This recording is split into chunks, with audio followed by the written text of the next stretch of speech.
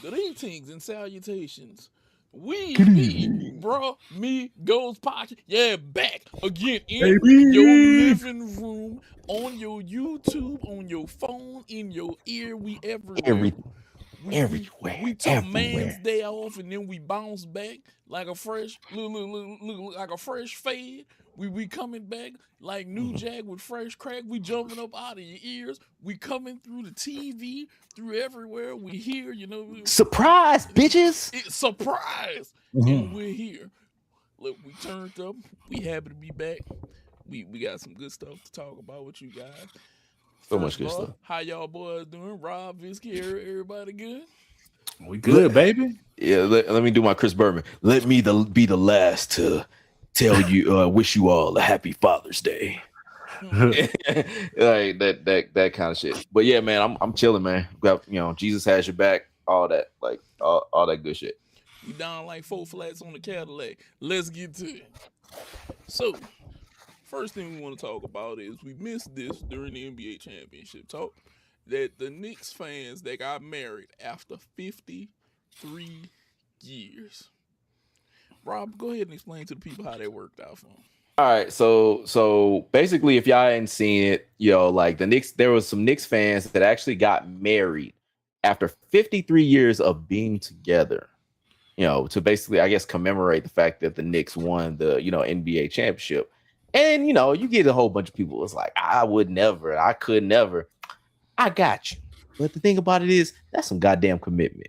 Like the It fact that you really is. basically stayed with somebody for half a century, not married, and just basically like, you know what? Let's go ahead and hit the courthouse and let's make this official because it's already official. But as far as probably everybody know, y'all been together for the longest. Y'all basically known each other for the longest. Like, I mean, that's all dope, man. Like, I admire that commitment and I admire it. I'm not gonna be a person who's like, I could never, because you know what? I might. You never know. I'm married though. It's like I wasn't gonna do that shit. But like I ain't do that shit. But like, if somebody else do it, I'm down for it. I don't mind it anyway. All y'all that saying y'all could never, it probably ain't gonna never. See, That's they also held it down for it's also a 53 possibility. years. Y'all mad after one or two. Come Hmm. on. Exactly. Come on, Hey, man. you know how they holding it down. Now we just wanted to touch upon that before we get to some of these crazy NBA trades. LaMelo to Minnesota. Yeah. Let's talk about it. All right. Okay, So go ahead. good. Well, I'll unpack it first saying this. It was rumors last year that they wanted to move him. Okay, and I remember saying, I don't know. Then Charlotte won 44 games, and I was like, okay, do you really want to move him now? You just had a really successful season after you were Hmm. trash, and now you got a winning season. Do we really want to move him? And then all of a sudden, bam, him to Minnesota. Him and Ant Man. Whew. Now they did give up Nas Reed, okay? And Hmm. Julius Randle had to kick rocks. He in Brooklyn now. He back, he in obscurity. Back in New York, Yeah. Siberia. Look, he not in the right part of New York. Yeah.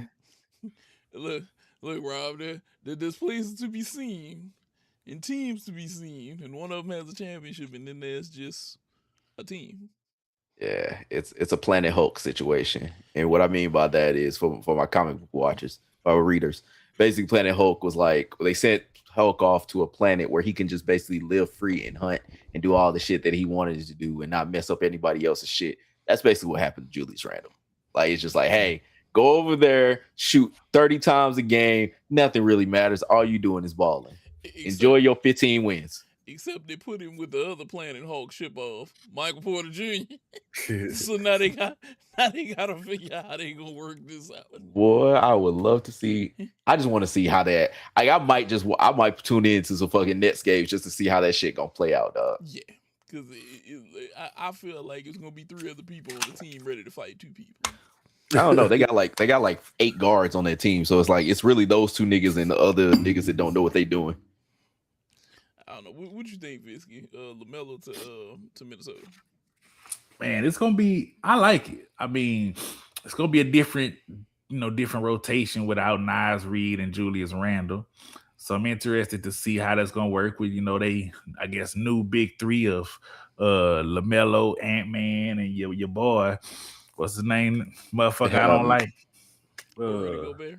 Rudy Gobert. Pooty Gobert. That's what I call him, Pooty Gobert. We gonna see what they gonna do, you know. But hey, that's gonna be a hell of a backcourt. Like both of them explode. They both explosive. I'm just ready to see. I think we're gonna get some highlight reels. We're gonna get some posters. I think it's gonna be a fun team to watch. Yes, now the backcourt defense. That's what you got Gobert for. I mean, that's what you got Gobert and Jaden McDaniels for that matter. Yeah. Them extending Jaden. Oh, and what's his name? The long name. I always tell you I can't get his name. Ayo. He gonna be up and coming too the next year. I like him. I like his game. He's a fantastic player. So yeah, I think they're gonna make some noise. I think they can make some noise. You know, they took the Spurs to 6 games in the playoffs. So yeah, it's gonna be interesting. I like it. Yeah, they're gonna be young and running and everything. Like it's a good, and then you basically got the lob threat with Melo and Rudy. So and you could basically have Anthony Edwards play off the ball. So now he don't have to basically worry about really controlling the offense. They got Dosunmu, they're keeping him. So basically they'll have Spark off the bench and everything. Like I think they got a lot of good shit going for them. You can't double team Ant anymore. No, that strategy is now out the window. All right, but let's talk about really the more important things. The people of Minnesota, please be careful. There is now a threat because we talked about Planet Hulk. Now we got this crash test dummy that's basically about to be coming into your space, probably in a much bigger vehicle than a Hummer. I think that nigga's gonna buy a monster truck, and so I would say guard your houses, guard your pets, guard everything that you have. Look both ways when you cross the street. Really look every single direction that you can. If you are in the Minneapolis, St. Paul area, I caution you to basically make sure Carrie ain't on the goddamn road because that motherfucker is coming, okay? If you don't ask the people of Charlotte, they basically had to figure out how the fuck they gonna feed their families after this nigga go monster truck into their motherfucking cars. I'm just saying, please be careful. Just, you know what? As soon as the game ends, please leave as fast as you can because that nigga will leave the facility as fast as he can. So I'm just saying, beat that nigga, not just beat the traffic, beat that nigga out the door, okay? Because you don't want to be there when that nigga leaves, okay? I'm just saying, please be careful. The other thing, they also traded the Hornets, or the Timberwolves did, the 2033 unprotected first round pick. There is a 12-year-old out there that's going to be picked with that pick. Maybe 12, 13, 14-year-old. People that are watching this podcast, do you have that 12, 13, or 14-year-old? Okay? I'm just saying, get them ready now, okay? Because Melo might be back to Charlotte by that time. You never know. But, like, I'm just saying, your child, you tap your neighbor, say, neighbor, your child might be that first round, unprotected first round pick, okay? All right. Do you have that? Like, are you training that? Are you basically having that motherfucker in the lab? Okay. I'm just saying, be careful. Do your thing. My kid just started basketball again. I'm gonna be like, look, you're gonna be somebody's 2040 first round pick. I think. I don't know. I don't feel like doing math. But I'm just saying, if you have that 2033 first round pick, get them ready now. Okay. Because they probably are going to go to Charlotte. If not, that pick is going to be traded 15 more times by the time that we get there. So, yeah, at least. Just a side note, fun fact: out of the 30 picks in the second round of the draft, 29 of those picks were traded. All the second round, 29 out of the 30 were trades. That's just crazy. A fun fact. That is absolutely nuts. Now, going on to another crazy trade. The Greek Freak to the Heat. That guy. Now, that guy. It's a couple things that I like about this trade. He's going somewhere, but it's depending upon how you look at this. He's kind of jumping from a similar situation to a similar situation in a way. But the difference is Pat Riley is steering the ship down in South Beach. and you have a definite coach who I think by the time he's done coaching, he's probably going to be a Hall of Fame coach in Eric Spoelstra, which he's being moved by a man who's already a Hall of Famer in himself, and Pat Riley. Mm-hmm. This could be something that we need to definitely put on alert, because I believe now I'm gonna go ahead and throw this one out there. This is your time to go ahead and give Klay Thompson and Russell Westbrook a chance. You go ahead, load up on the vets. Westbrook, Klay Thompson, stick them with Giannis, let Giannis and them guide the ship. Giannis and Bam guide the ship. And you just feeling we need a facilitator. They're gonna need a facilitator down there, and you're gonna need a shooter. That South Beach could be a great place. Yeah. It could be a great I don't think Norman Powell gonna cut it too much. He decent, but I don't know if he can handle all that. Well, that could be your lineup. You could easily let Davion Mitchell and them come up off the bench and be your defenders and your second unit, and start Russell, Klay, Norman, Giannis, and Bam, and that could be a team. That could damn should be a team for you. I like Who it. takes the back seat though? Now, Bam or Giannis? what I would say is that Giannis needs to take the back seat. Because think about it, we had this whole thing before. No. Let's talk about it. We had this whole thing before. Shaq and Wade. You had Shaq that basically came into the team that basically Wade was already. I mean, he's like basically in his second year or whatever. But he said, "This is your team. This is your squad. You take it over, little fella." Like Giannis has to do that for Bam. Like, because the thing about it is, unless Bam is going to basically be thought of as temporary for this team, this is going to be his team going forward for the next forever. Everybody wants to play with Bam. Everybody wants to basically play him as a teammate. Dame wanted to play with him as a teammate. All these other people have talked about how they want to play with Bam as a teammate. But Giannis basically is coming in here. For one, he has to get extended because I think his contract runs out after next year? I think so. Like they both, I think Bam's is the year after that. But essentially, unless he's going to be looking at this long term, because he's 31, so it's not like he's on his last leg, but he's in year 13. So it's like, I would think he would have to take that step back. But that's the thing about this team. Somebody is going to have to, and I don't understand why Bam would, even though, yes, Giannis is a 2-time MVP, he's Defensive Player of the Year and everything like that, but he's not the future. He's the now. Like, he is there for the now. He is not there for the long term.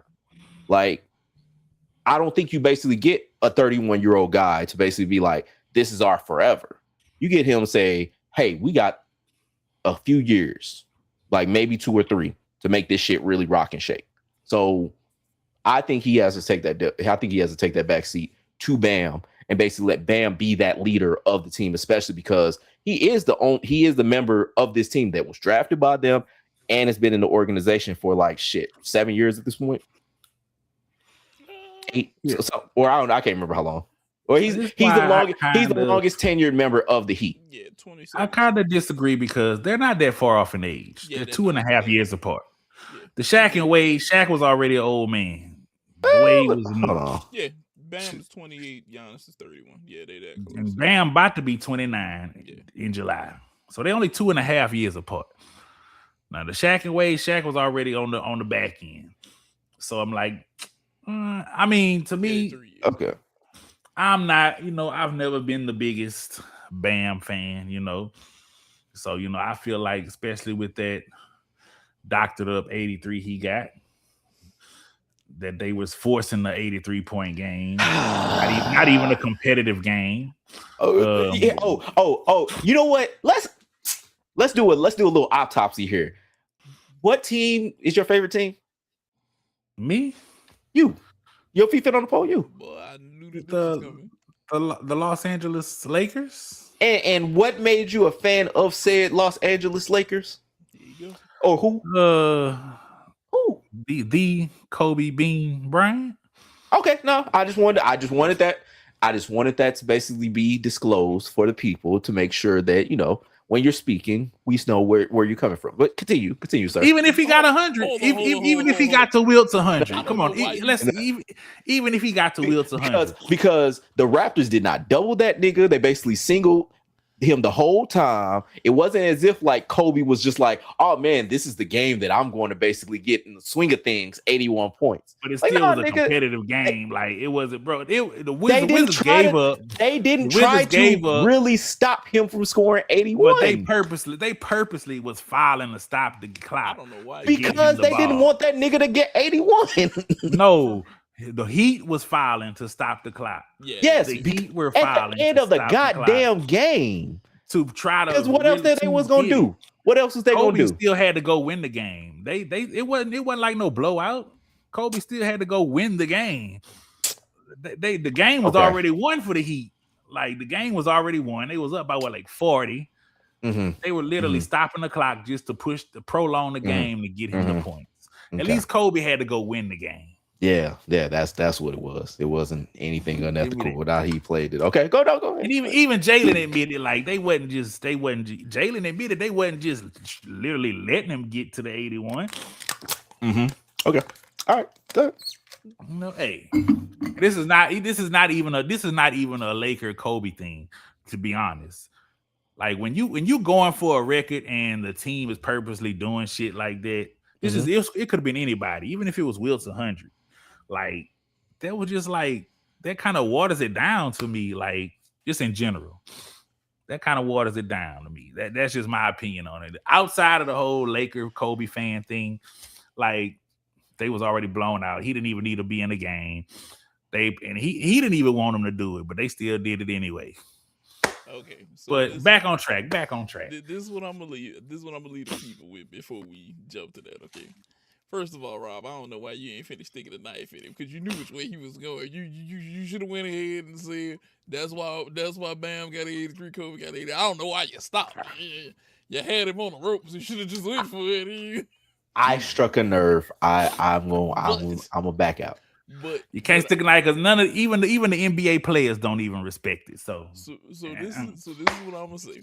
Mm-hmm. If you look at Bam's night, 20 of 43. He hit 7 threes out of 22, but he shot 43 free throws. And exactly. Because the Wizards kept fouling him too. Yeah, because they were trying to basically ass. Ooh, okay, what was that? What was that Raptors team? The one that basically picked the number one pick. That was choosing the number one pick that next year. I mean, I didn't say they was great, but they still had people like Jalen Rose and shit. They had some good people though. Now look. Okay. Look, Kobe's 81, 28 of 46, 7 out of 13 from 3. He shot 20 free throws, hit 18 of them. Mm-hmm. So they both hit 7 threes. I'm not talking about the efficacy of either game. All I'm saying is that basically anybody else would have been like, okay, they wouldn't have said, oh, just some like fake ass 83. All right, you put it in that. That's why I basically hinged on it. I'm not saying Bam is this like great scorer that they put 83 at any time, because even when I saw it in the time, I was like, yeah, that would be ridiculous for him to score 80 points. I saw it. I was like, yeah. And then I turned it on when it got close.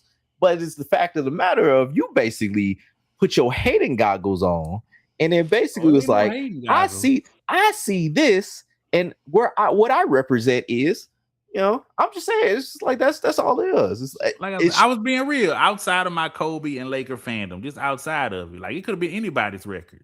Like just the fact that the way that the Heat were doing things for him to get it instead of just happening naturally. Just like anybody dropping a 50 ball, you know, or something like that, you know. I feel like I would have wanted it to be more natural. Like honestly, if it was like natural. I feel like any nigga that gets above like 40, say there's somebody, or gets above like 30 in like the first half, they're gonna start doubling the nigga. Raptors did not do that. They were basically playing them single man all game. Yeah. I mean, again, it's the Raptors too, though, you know. And it was the Wizards. I derailed the show by calling out a bias. I'm just saying that's all I No. I will say this. Only thing is the Lakers, they wasn't prolonging the game at the end for him to purposely get 80 points. Though they weren't stopping the clock and like, oh, let's stop the clock so no, he could probably get some more points here and there. So I'll say this. Whenever I look at what's going on, because I'm gonna go back to Giannis and Bam, I think you have to let Giannis ride this ship right now. I think he got to lead this ship right now. This has to be your guy. I think Bam got to kind of take a step back, and he has to let Giannis do his thing at times, and he's gonna be he's gonna be 1B for a while because they're 3 years apart. Because I think once they extend Giannis, I think this is his last ride, and then I think he's going to play a year in Greece, like he said, and then he's going to retire there. I think that's his plans. But I do like this pairing, but I think go ahead, the vets.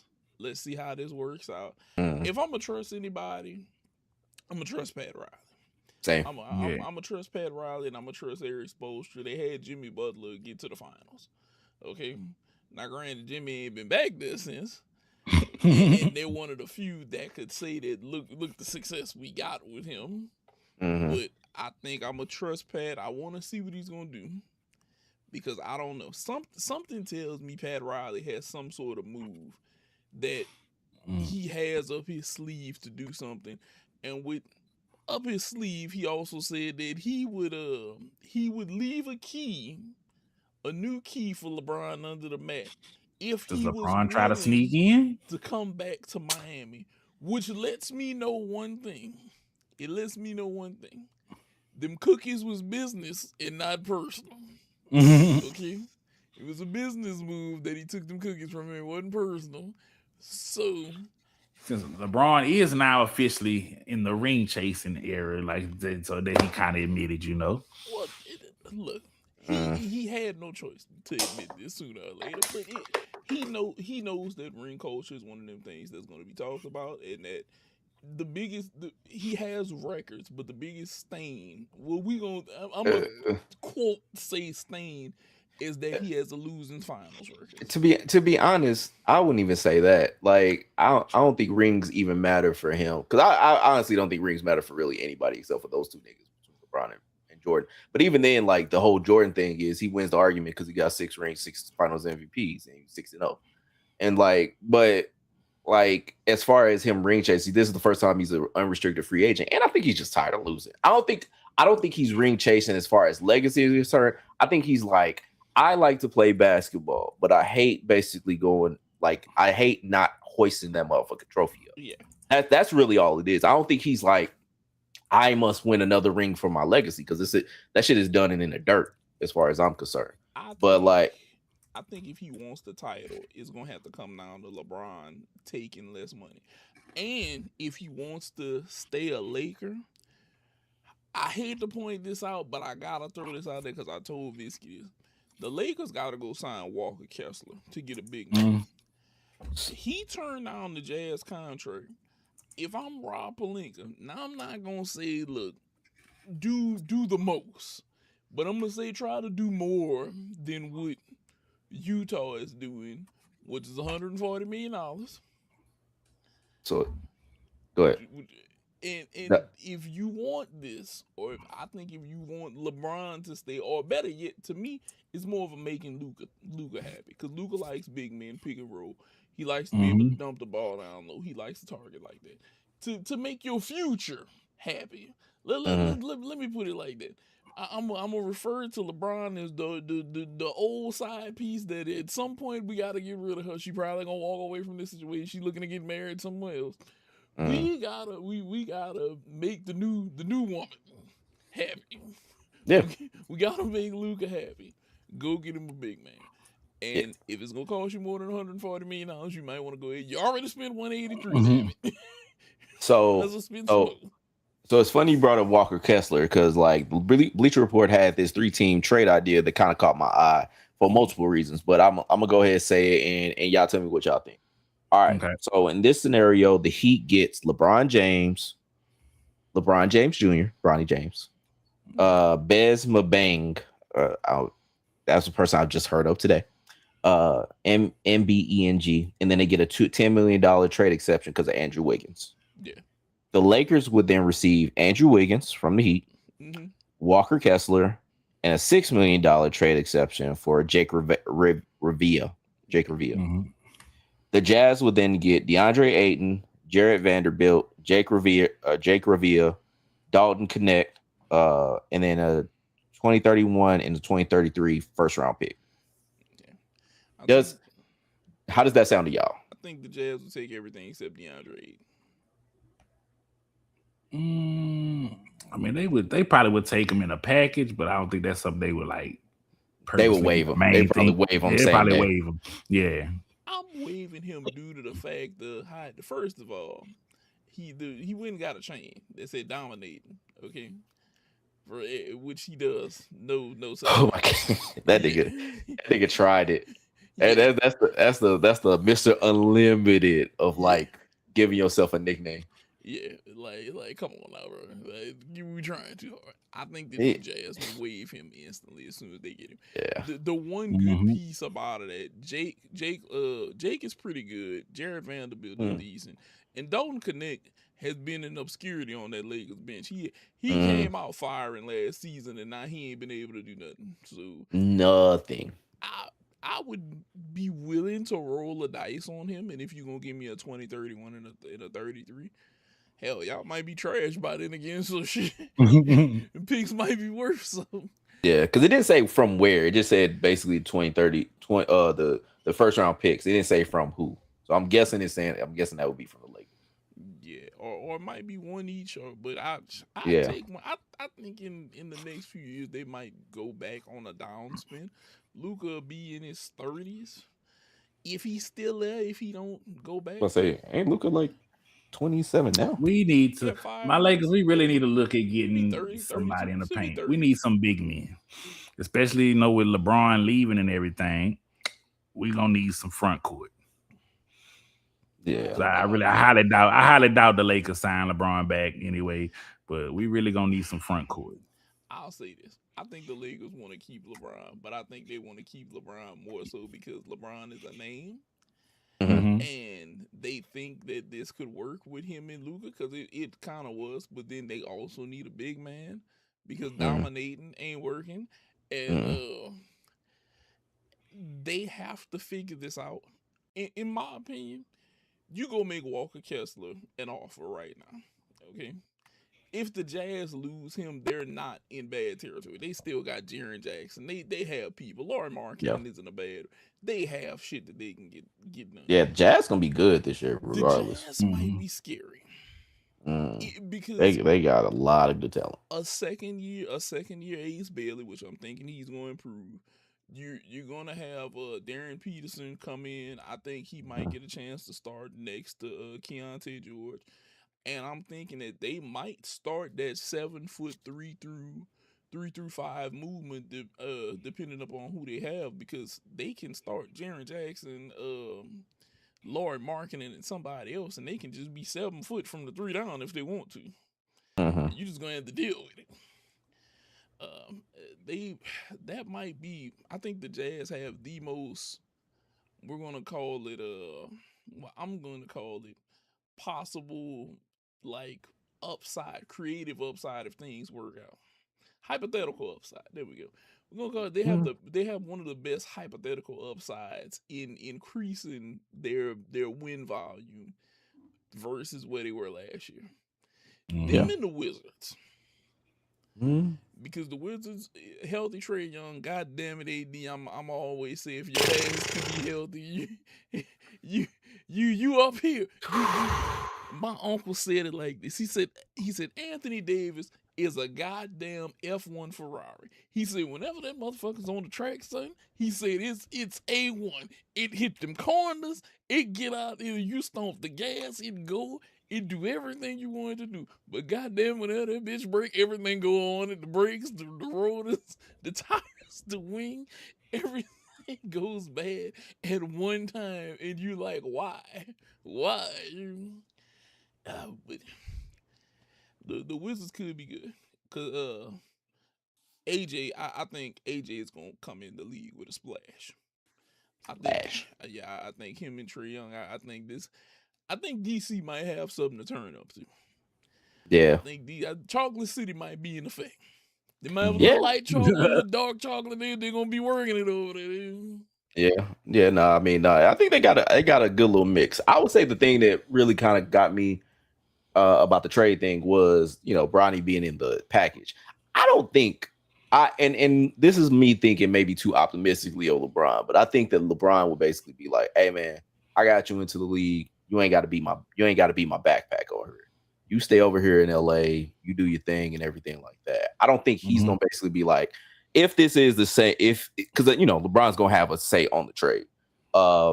If that is like a signing trade, because I guess it would have to be a signing trade because he's an unrestricted free agent. But let's say like he was in it, like I think he'd be like, "Nah, man, he stays over there.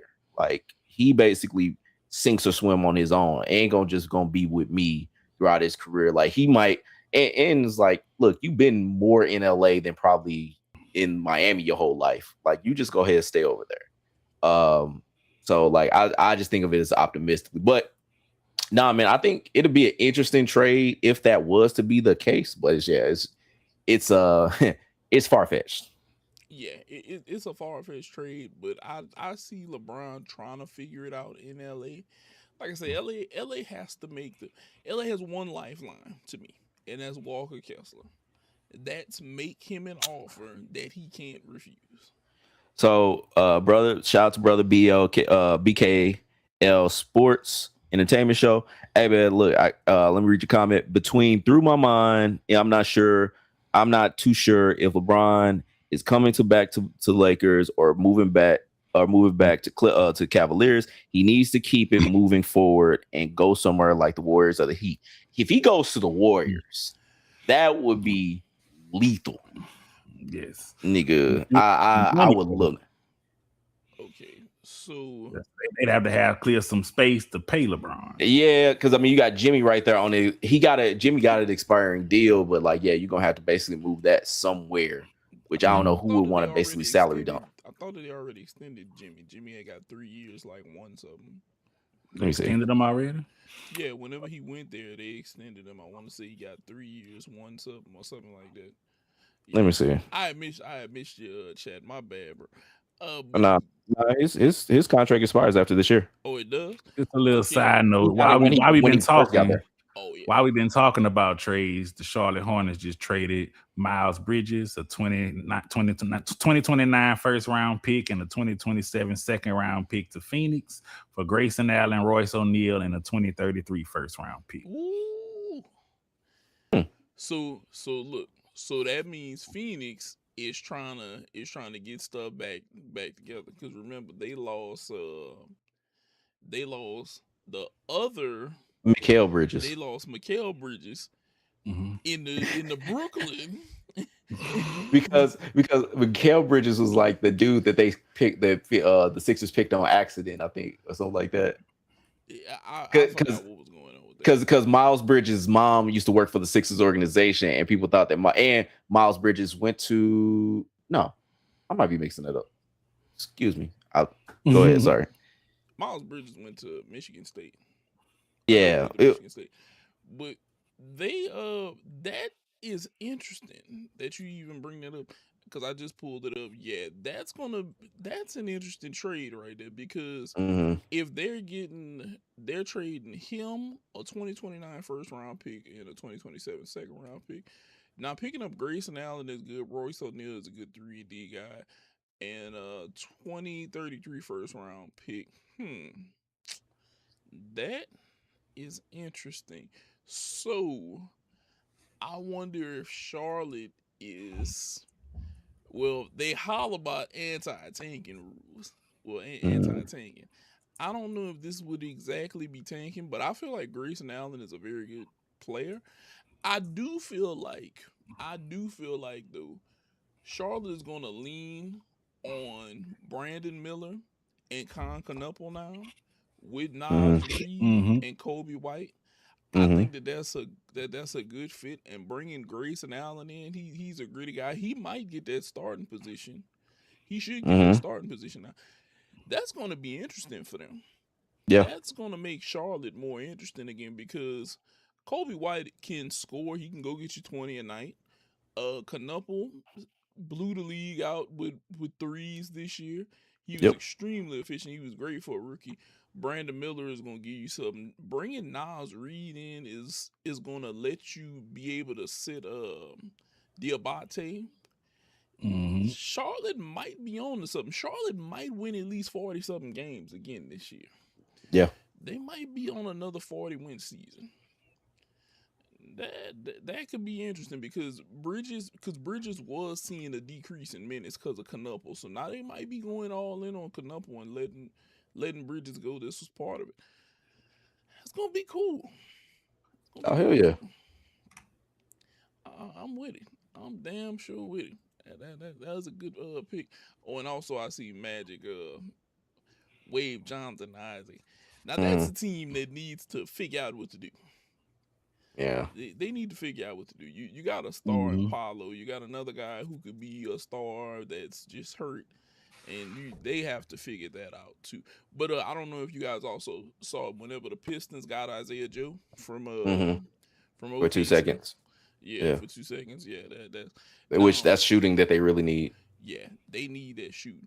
Now, you know who I want to see that if he might move, and I think I know where he might end up. I want to see if Kawhi is gonna make another move. Shoot, if the NBA gonna make a move on Kawhi, like that's really the thing. Because I mean, like his shit might get voided by the time that this shit like actually. Like by the time that we hit stop on this recording, that nigga might be fucking. I mean, that nigga might be out of a motherfucking job. Like we don't know, like that because of that whole situation. Because we don't. Because I said it before. I say it again. Like we don't know how the NBA is going. How punitive the NBA is going to be. The precedent would be like basically Kawhi shit would get voided, and then he becomes a free agent, and then Ballmer gets fined. But I don't know what exactly they're going to do because essentially, like I said in the past, this is kids basically trying to basically legislate other kids not having ice cream for dinner. Yeah, like niggas, if niggas could basically circumvent the salary cap, they would. Yeah, I don't see why they wouldn't. Like if I could just basically be like, okay, like LeBron James, for example, what we was talking about with him and how he basically, might, if he wanted to take a pay cut. Let's say he wanted to go to Miami. If basically Pat can basically make some kind of deal or something where it's like this nigga gets some kind of real estate deals out there, or he gets some kind of something about taking the vet minimum. Shit, you think he wouldn't do that shit? Fuck yeah, anybody would. Company for Pat. Pat could call it Aspire South Beach. Just hook it up. Just Aspire South Beach. We got this. Aspire. Yeah, South Beach edition. We got this. Yo, the LBJ 23 LLC. Hell yeah. Listen, we got this already. Pat be like, I got this, bro. I got this. But look, I think it's the next few weeks progress. We're just going to see more and more and more and more.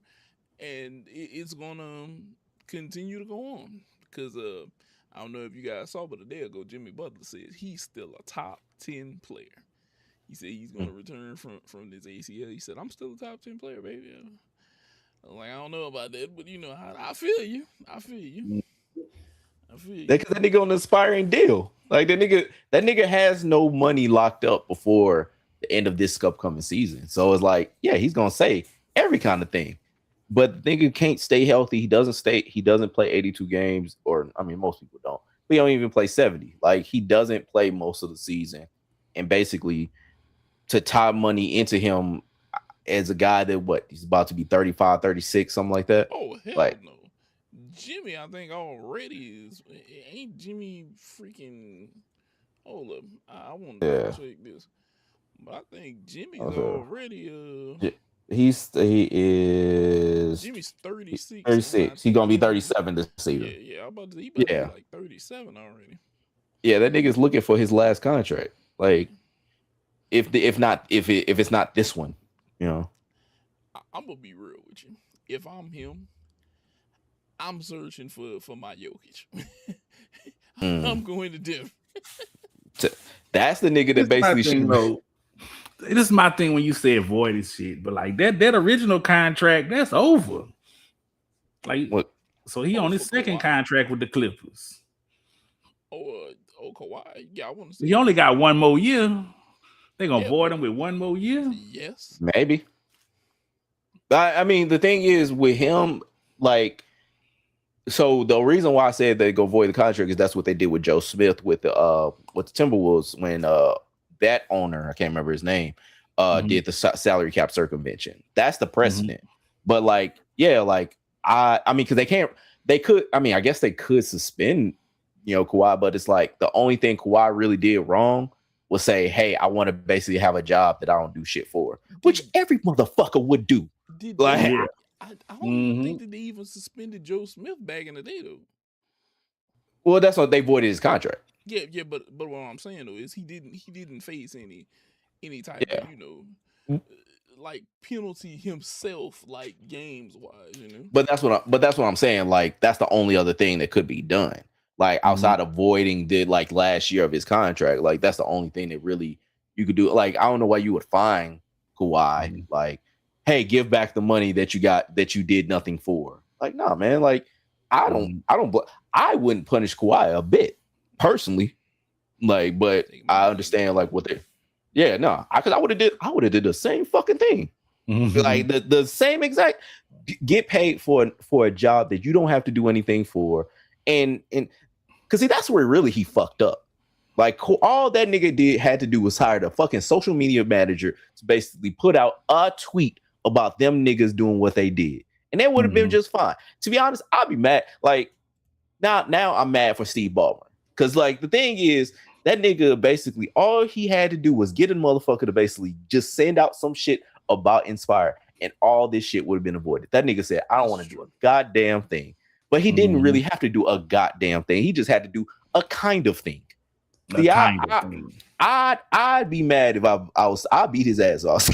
I'd be like, all you had to do was get a motherfucker to basically send a tweet or a IG post. Uncle Dennis ass tweeting for us, right? Send something. Uncle Dennis, you talk all the other times. Get your ass on there. Like nigga, like this is a ruse, but it ain't got to be a motherfucking trap. Like just go do some shit. All that he could have paid me $100,000 to send some tweets for his ass. The nigga got paid $28 million for fucking nothing. I'd have tweeted all day for $100K. Be like, y'all know Aspire is better than Big Macs over there, right? Yeah, nigga, we playing like, trees everywhere. A day? Just let me know how many I gotta send a day. nigga, like, you just make sure you deposit my money. All right, you deposit my money. I got this. But it's gonna be interesting. We got some more shit that's gonna come through this NBA. Trade wise, and I think we're gonna see. But I think if I'm Jimmy, I'm looking for a Jokic or something. Yeah, look, carry me through this regular season so we can get to this play. I got you. I got all the help you need once we get there. Just strap me to your back. I mean, that's what he gonna do with Steph. That's basically what he's gonna be like. Look, hey, you and Draymond. If Draymond is gonna be back, like, hey. Y'all make sure this shit rock. I'll be back here if y'all need me. All right. Yeah, look. Because Draymond, I think he on the last year. Is it a player option or he signed? I think Draymond. I can't remember his. I think his shit is like almost up. I think him and Steph contracts in at the same time. I think something like that. It's screwy, but basically it's like they all kind of feel like they shit is like over. Yeah, he got a player option for this year. And then he's an unrestricted free agent. So I mean, he could exercise this shit. Well, let's see. He might want to pick it up. He ain't gonna get no more money than that. He might his shit is by tomorrow, so he's got to exercise it before tomorrow. So that nigga, he ain't exercising yet. Guess not. He's taking that. I don't know. He's gonna take it. He ain't leaving Steph. Yeah, I don't think he leaving. You would. I mean, like I said, it's tomorrow. Like his deadline is the 29th. By tonight, he probably gonna have it signed. I would think, but I would have thought he would have had it done by now. He's too busy doing other shit. What the fuck? Those niggas haven't played. This is fucking what? May? Man, look. And then the finals just ended earlier this month. That's the only other obligation that nigga had. He's too busy. Look, he's too busy doing interviews and doing Draymond. Hell, he might be kicking people in the balls for all we know and shit and stomping on people's chests. getting ready for next season, warming Maybe. up. Like ha-cha, ha-cha, ha-cha. You gotta make sure I got the proper technique when I jump on your chest. Like goddamn Bruce Lee and Enter the Dragon. You gotta be ready. Now, gentlemen, yesterday something happened in wrestling, and we have to talk about it. We must talk about what happened at Night of Champions and talk about our takeaways. And the news. Okay, so first we're going to start. We're going to start with Obafemi. Well, The king of the ring. Yeah, King of the ring. We're gonna start with King of the Ring finals. Obafemi, Jey Uso. Oba goes over. Okay. It wasn't a squash, but I wouldn't expect it to be a squash because Jey Uso, he was also a champion. He wins. How do we feel about Oba moving on? He wins King of the Ring. How do we all feel about this? Hell yeah. You with it? What about you, Jarvis? Oh yeah, I mean, I'm with it. You know, it just messed up my vision for certain storylines, but I'm all for Oba going over and challenging for a title. You know, he the next big thing. Okay, so now here's what I kind of want to discuss with you guys. With Oba going over as King of the Ring, how does the Brock situation play out, and when does Oba get his title shot? I told you. I think he's gonna do a night 1, night 2 kind of thing. Night 1, he basically wins the title. Night 2, he ends Brock. So you still with the double Either duty? one. I do like the double duty that happens. Jarvis, what do you think? Are you with Rob? Because I kind of like Rob's idea of him doing double duty.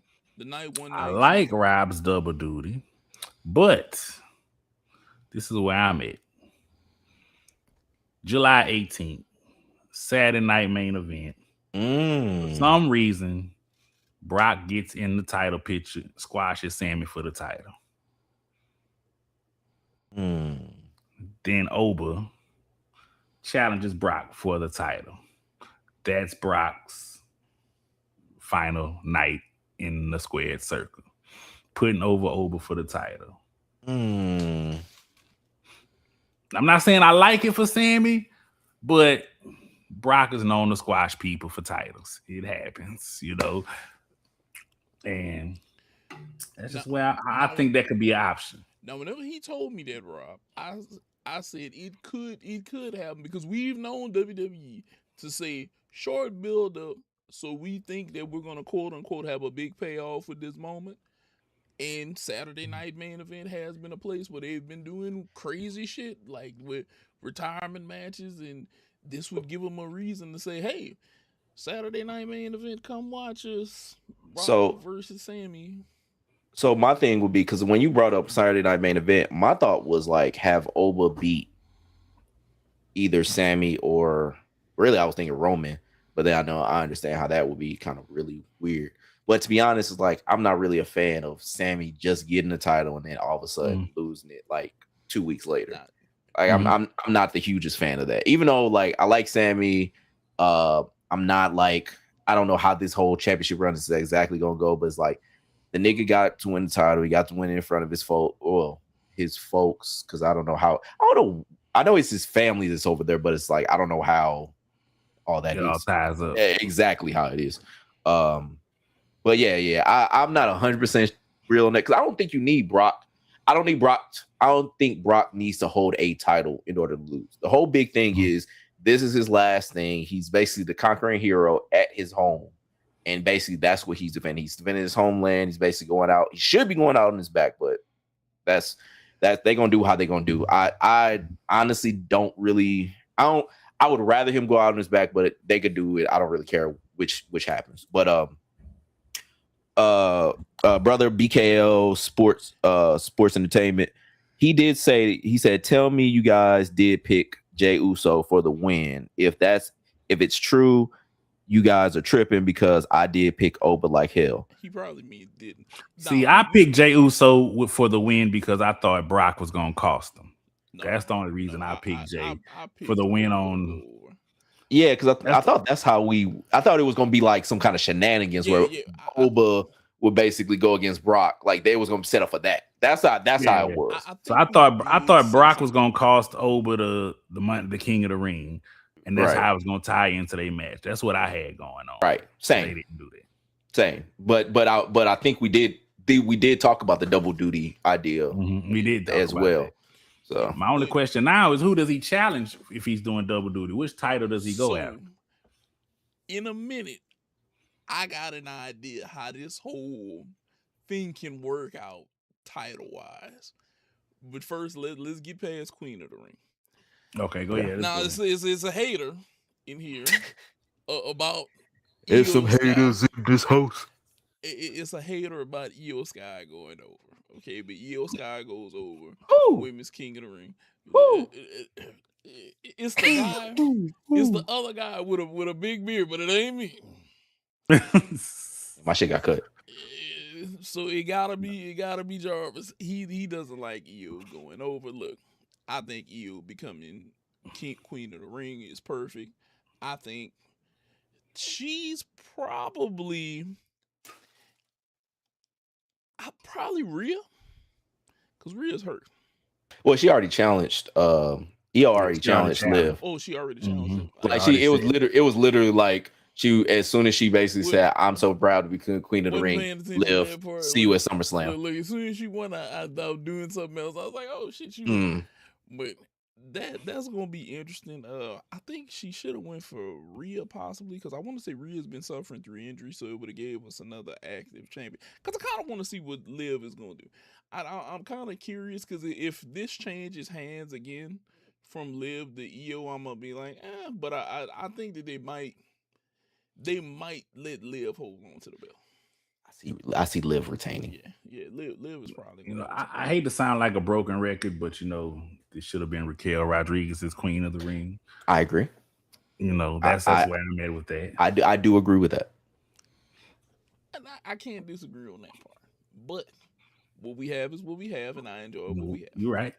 Yeah. No, for me, I love Io basically winning it, and like I told the homies like before we started the show, I honestly think Io is gonna go down as one of the best wrestlers, man or woman, in WWE in the time that she's been there. She's been in the company about, I want to say 6-7 years, and so like I think that basically like her like time that like we're gonna mark her down as one of the best overall wrestlers.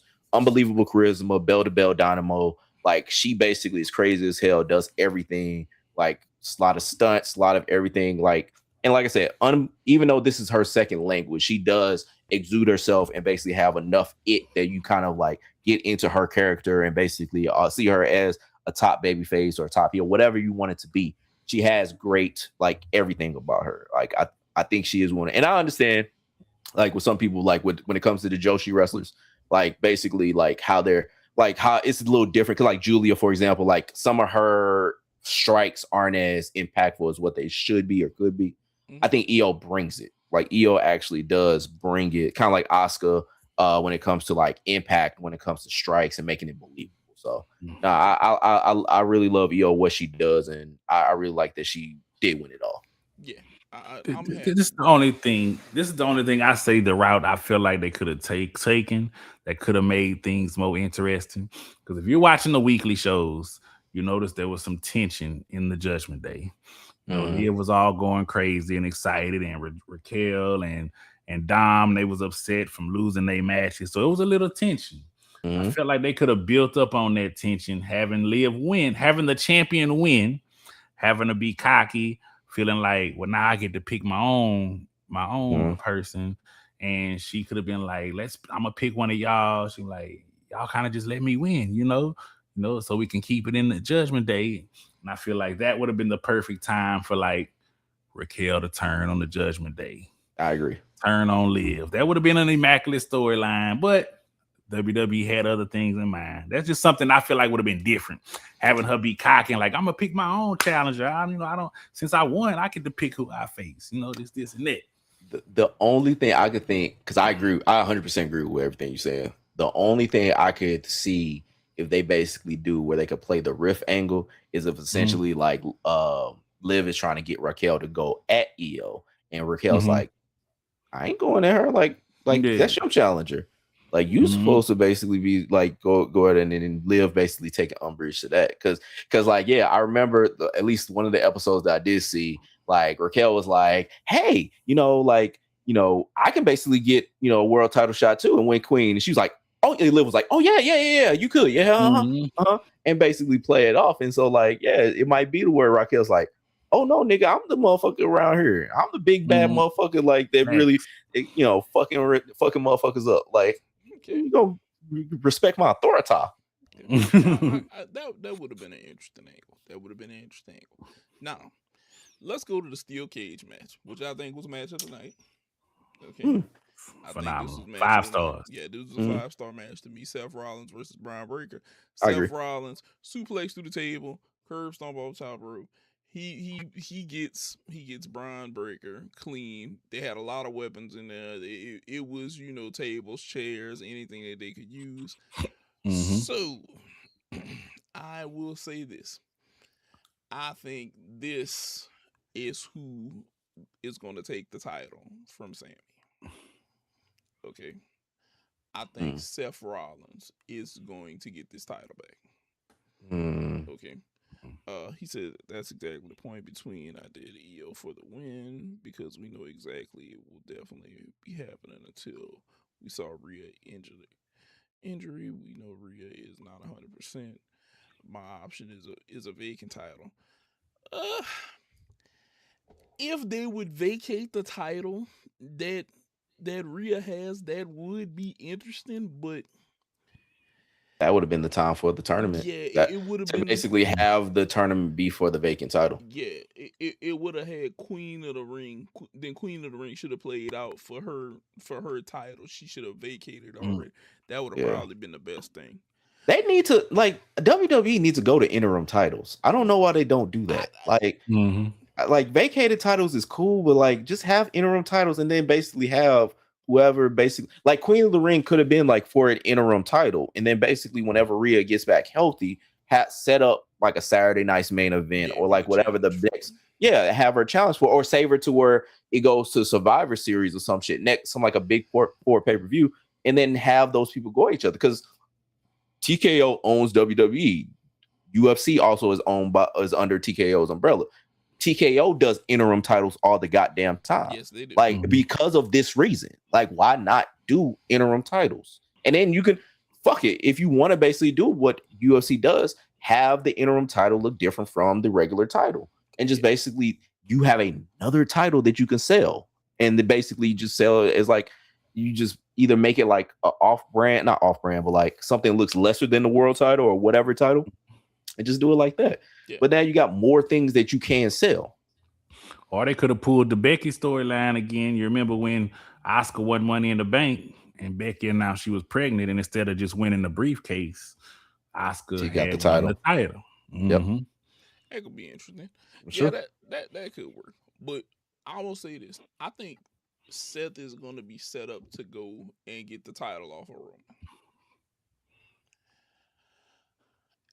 Of a Roman or Sammy? You said Sammy first. I mean, I think it might be Roman. I did say Sammy whenever me and you were talking, because I think maybe they might pull the reason I was thinking Sammy first is I was thinking Sammy and Oba might get it, and Braun, well, no. The reason I'm saying Seth is because I was thinking if Seth has it, even if he was to quote unquote get the upper hand on Oba, Braun would fuck him up. Okay. Braun would get him back in some way, shape, or form. Oba would get the title. I could also see Sammy being beat the hell up by Oba. I think that would make that would be the perfect big man versus little man, and big man supplanting little man in the mat would fall from grace. Okay. But I can see this play a few different ways. No, I think I had told you I think I could see Seth taking it off of Roman.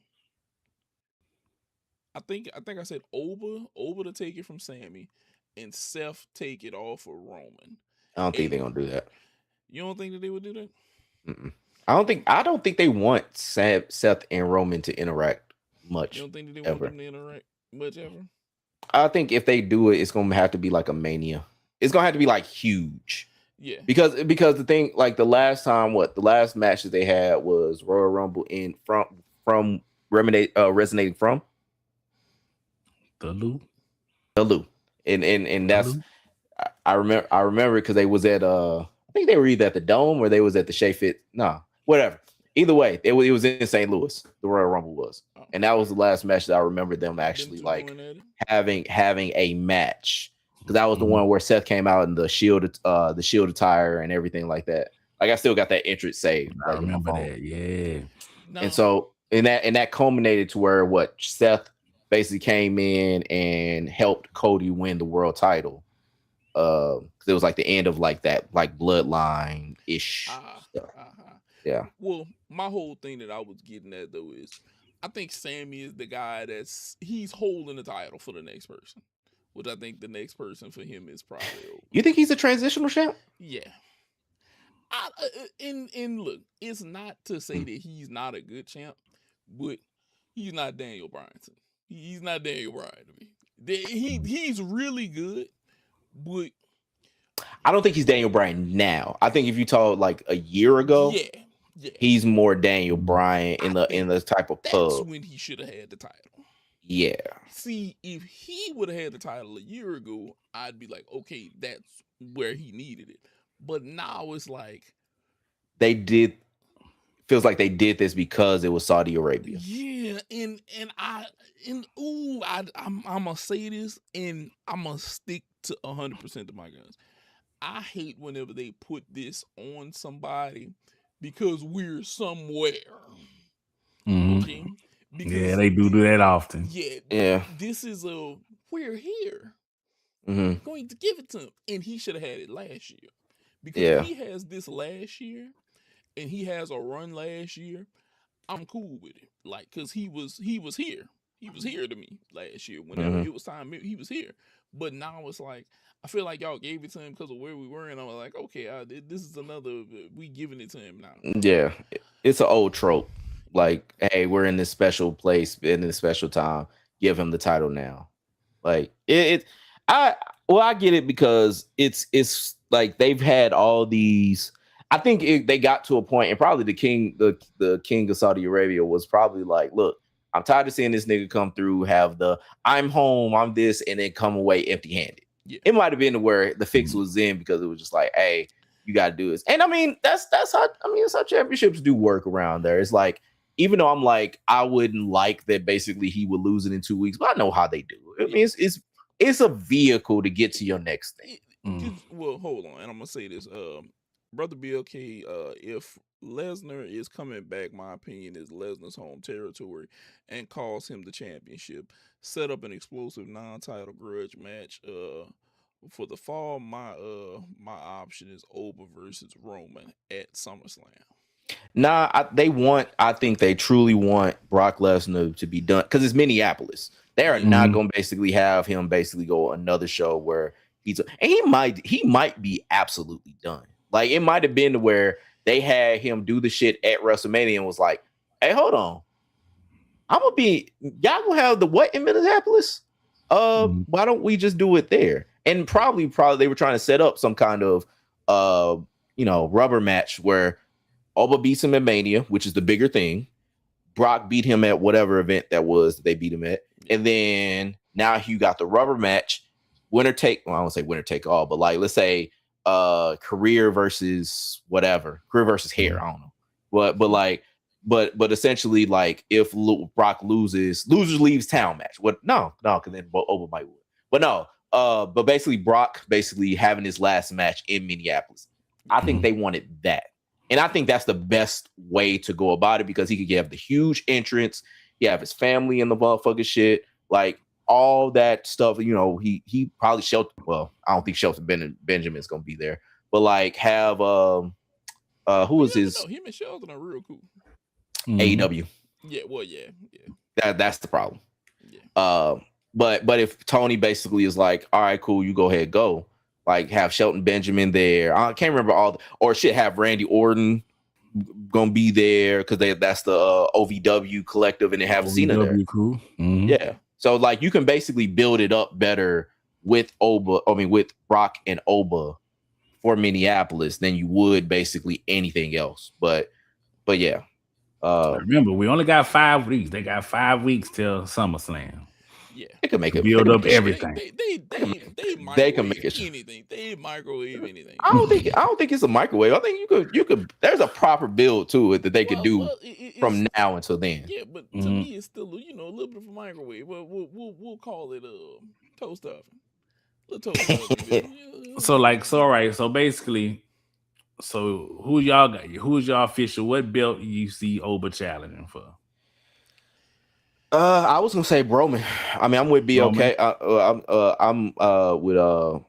I'm with the homie. Like, yeah, I think he's gonna challenge Roman, if not at one of the nights at SummerSlam, sometime in the fall. The only reason I say differently is because last week on the weekly shows, Oba came out and interacted with all of them for the undisputed title. It was all of them in the ring. Oba, Jay, Gunther, Sammy, and Cody. They was all in the ring and interact. So now all of a sudden he just gonna come out and challenge Roman. I don't know. He might go Sammy. And then if that's the case, what's happening with the other title? Like, so what's Sammy gonna do at SummerSlam? Probably a rematch between him and Gunther. No, I won't lie. Now that I kind of think about this, you might want him to go take Roman's title because I'm going to go back to what I told you about the working champion. Sammy and Oba can be working champions. We know Roman ain't no working champion, and we know Brock ain't no working champion. We're going to see the titles on display more often with those two. And I think that's part of the thing that WWE kind of needs back. The champion to be there. It's not necessarily a match, but he needs to be in the building at times. It just to, the champ is here. Okay. But I think we keep going back and forth on that because I think that we go back when the champion's always there is that nigga don't never leave. When the champion ain't there is that nigga ain't never here. I think maybe there's a happy medium that could be met, but when Roman does come around, it is a big deal. Even when that motherfucker don't have the championship, it's but that was because of how they built that. And that's why I think he probably doesn't need it. And you can use Oba as that working, I'm in the building guy. And he probably may disappear here and there too because he's a champion.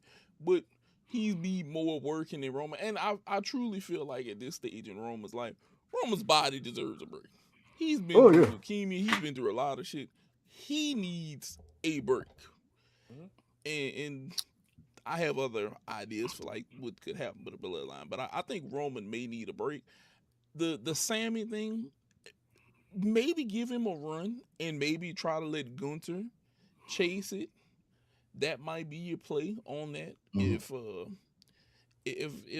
Oba goes Roman.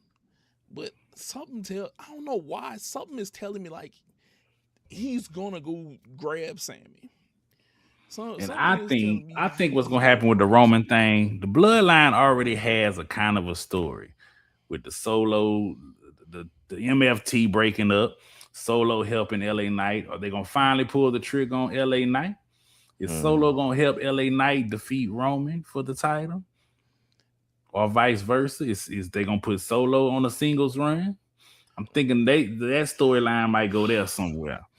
Okay. For SummerSlam. SummerSlam. If I'm wrong, and maybe y'all might feel differently. I feel like LA Knight was more buzzworthy last year than what he is this year. I mean, yeah. I feel like he still can. I still feel like he can contain the buzz. Like he was more buzzworthy last year. But it's a lot more buzzes now because you got the guy we haven't talked about who won yesterday as well, Trick Williams being nuclear hot right now. You got Oba basically being like the next up. We haven't really talked about Joe Hendry. Joe Hendry hasn't been around because I guess he's been hurt and everything like that. But he's gonna probably be next up soon. And then we also got to remember that you have even though I was about to say Jacob Fatu. Even though that he's another person. Even though you had a Samoan werewolf like around him, where is he gonna land? Is he eventually gonna go solo and we're going to see Jacob somewhere else?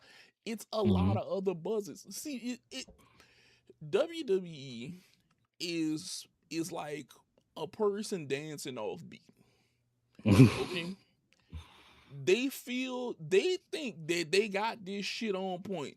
We all going Superman that whole, and these niggas already doing. They ahead. They doing too much. Right they got a lot of talent though, man. Like I don't think it's a great way to like be like, oh yeah, you got all these A+ niggas and you just know what to do with it. Because okay, you got Trick Williams got the US title. How long is he gonna have it before he has a world title? True.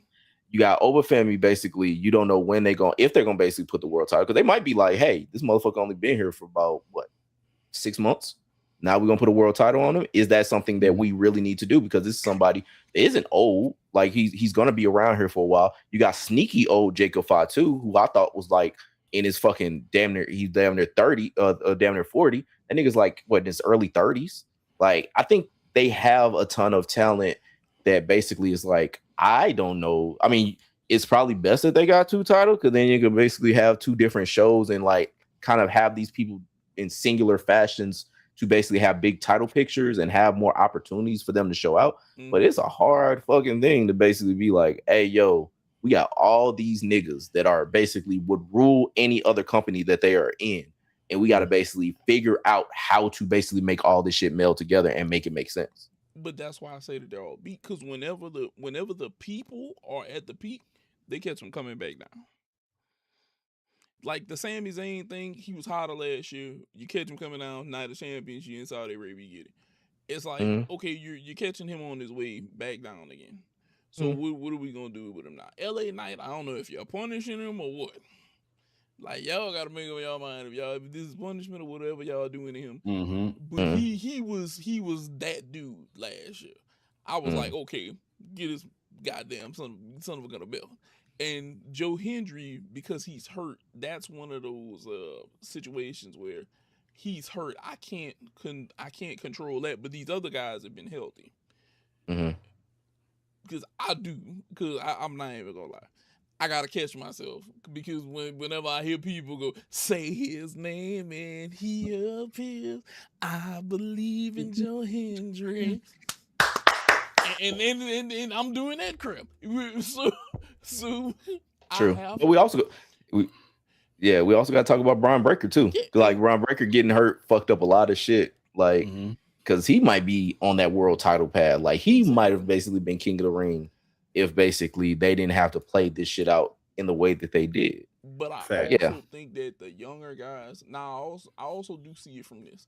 I think if you put it on a younger guy and maybe he loses it, he has time because he's going to be with the company longer. He can go back and get it. So I can understand if you do that. Like, I don't have a problem. A younger dude wins it and then he may lose it. Like if Oba had it 6 months, a year, and then he lost it to an older guy or whatever. Because the older guy is soon going to be on his way out. So it is what it is. I think Solo is likely to be a dominant solo competitor and go after his U.S. championship. He could feud with top babyface for the United States Championship already in the corner. Let me tell you about Solo. You know what Solo reminds me of? Every time I see him in that red suit, The Weeknd. That's the first thing that comes to my mind.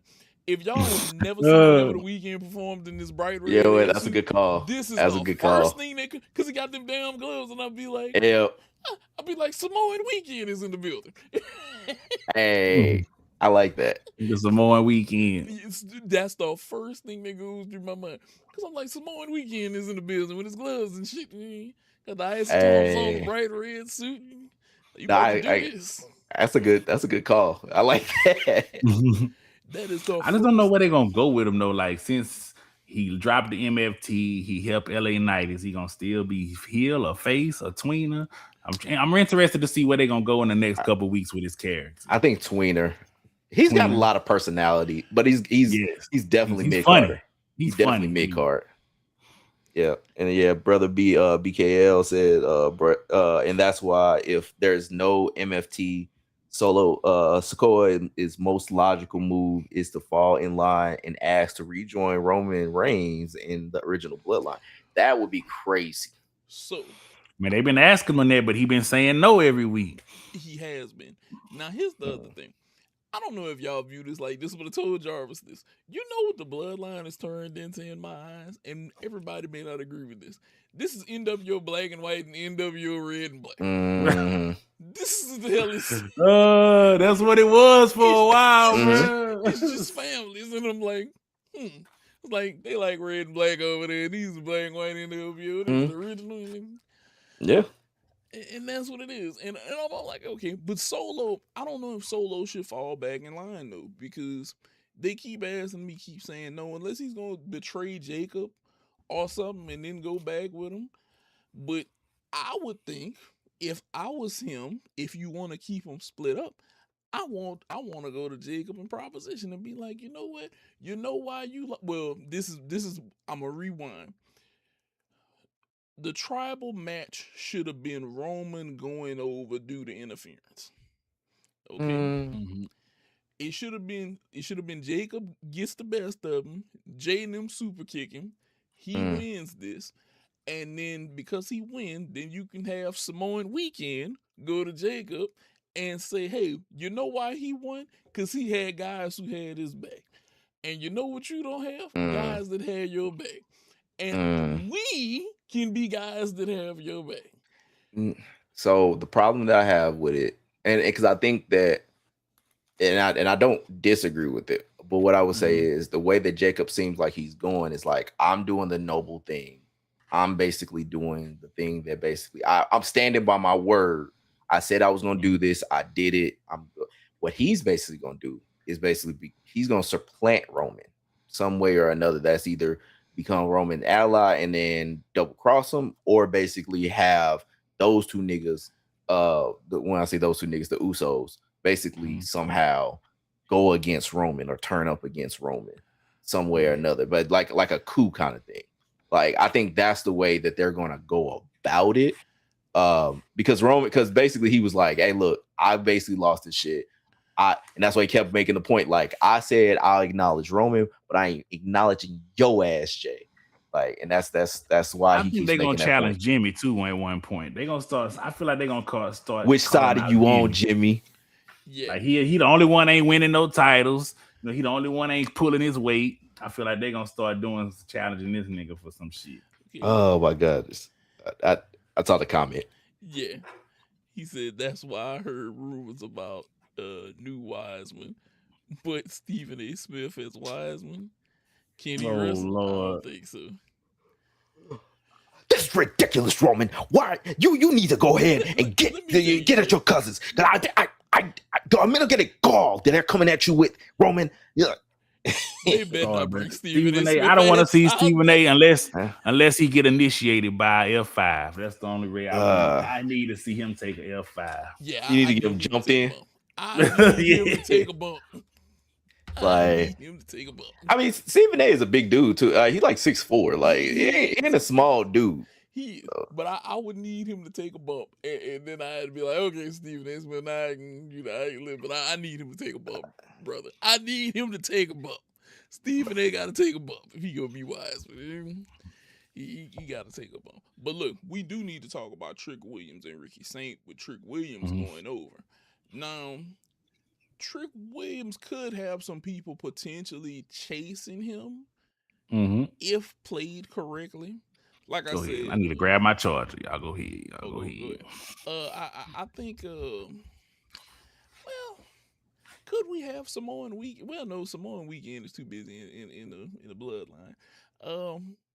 It is some people out there that possibly could chase him. Carmelo has he been called up to the main roster yet? Yeah, Carmelo was the U.S. champ before that is Trick true. Williams. I don't know why Or he he could was the U.S. champ before Sammy, who then was the U.S. who gave it away to Trick. He could go to Chase. I Again. think they are eventually going to do. Carmelo and Trick going to eventually orbit each other. I don't think they want to do that yet. I think that's going to be a Royal Rumble, WrestleMania kind of situation. But you see how I forgot about it, It's because lemon pepper steppers. That's all I needed to know, Anthony. I mean, like Trick Williams is a motherfucker, dog. Like that nigga is too damn. He got too much sauce on him, dog. Like Did you see the little kid dressed like him? I gotta go find that clip. They're the little kid dressed like him. But nah, man. Like I remember he did the segment. Like basically the reason, not just that basically he's been doing what he's been doing, but he had the segment, and I don't know who basically coached him or he did it himself. But it was like he came out and he had the lady that basically was like spread. It was like below the chain, above the belt, and then kept on going. I was like, oh no, this motherfucker got it. Like you can't teach that shit. Like that's something that somebody either coached that nigga through or he just like above the chain, below the belt. All right, or no, below the belt, above the chain. It's like, or whatever the fuck it was. But yeah, Trick got it. Trick got it. Nah, he's got it, and I think it's gonna be Ricky that's probably gonna take it off of, because I think they do believe in Ricky. I think that it's probably gonna be, because I think like I said before, you got to basically he's got to hold something. Like the thing with Trick is like he got to have something around his waist. He got to have something on him, and I don't think that they want to put him in a world title picture anytime soon. Nah, but and you know what else I saw? The little Yachty elbow was funny. And then for him, I was like, it was fine. Yeah, I see you. I don't mind. Whenever y'all got a little rap wrestling crossover beef, a little bit. Yeah, it wasn't too bad. I don't mind. I don't mind nothing about that. That was definitely interesting though. I like having. See, Carmelo, you were a great wrestler, and then I just forgot about you because and they already fought on SmackDown just to chime in on that. They did do Carmelo versus Trick for the title, and Ricky Saints interfered. From Ricky Saints interfered. Okay. Yeah, but it was lemon pepper steppers. It's always lemon pepper steppers. Hell, I never said a lemon pepper steppers. Lemon pepper steppers. Exactly. Women's United States Championship, Stratton, Cargill. I was fine with this happening. I didn't even see it. You didn't? I figured it was gonna happen. The reason I'm fine with this is because I think Jade needs to be a main player for one of the bigger titles. I don't think that you kind of do her any justice giving her a United States title. I think it's just, if you gave it to her, it's like, okay, we're going to give this to you as a placeholder till you get one of the belts. And I don't think that that's necessary. I think that her with B-Fab and them, it should be just fine. She got a couple flunkies. I think she can figure out how to make this work. All wigs are not securely glued. I'm more than sure that she making sure that they stayed tighter than tight down now. But I'm cool with this. Stratton by pinfall. I don't see because there was no interference in it. I'm fine with it. I just well, this is what I'll say. I'm fine with her losing. I think it maybe should have been some interference in a way. Because she didn't got pinned. This is like her third straight time getting pinned at a PLE. So I think something else. I think you might have to mix it up with her. Because she losing too many matches where she just getting pinned. To say that she was a main player, Give her some disqualifications, let her do some wild shit. Keep her kind of strong. That's my opinion. On that, what do y'all guys think?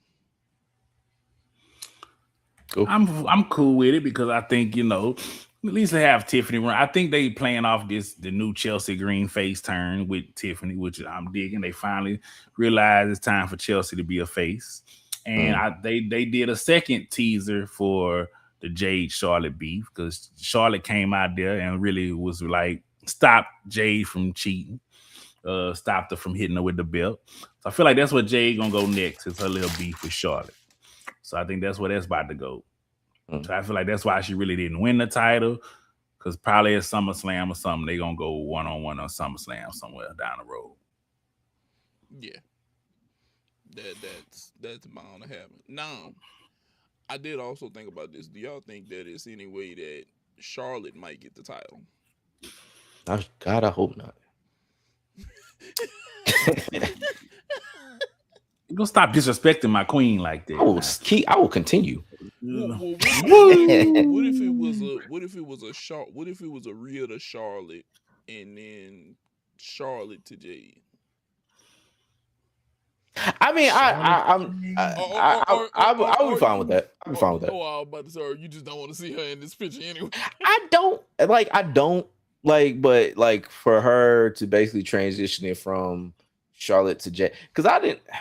Yeah, I'll be fine with that. I'll be fine. All right. Because I almost say, goddamn, Rob, I'm giving it to Jay. I mean, I'm not a supreme hater, but I ain't even a hater. Like, I really just don't care to see Charlotte again. It's really more. I don't care to see Charlotte. I got nothing against her. It's just I don't care to see her. I really don't want to see her, but she's put herself here, so it's so basically how I feel about Io is how you feel about Charlotte. Yeah, I think so. Like, I guess for me with Charlotte, it's like I've already seen enough. It's like one more match that I really care to see, and then that's it. And that's her and Bianca, and that's not gonna happen anytime soon.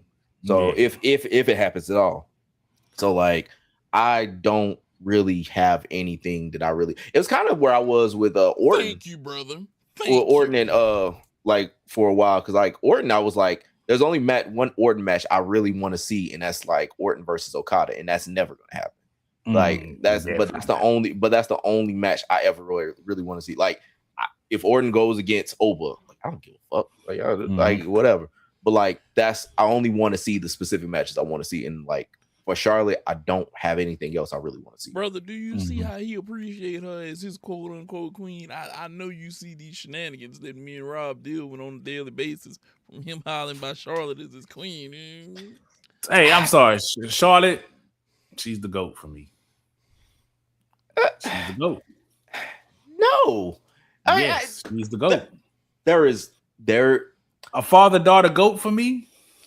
I didn't see it. No, she is father-daughter GOAT. There is what her daddy was. She ain't even she ain't on the level of Oscar. Like no, nigga, like no. Really? She ain't Oscar. She ain't Bianca. Let's talk about. I'm just talking about all around, from mic skills to athleticism. Bianca better. Clear. Bianca better. Like she had Bianca is great in the ring, out the ring. Bianca is great. I'm not knocking Bianca, but she hasn't done enough yet in the business.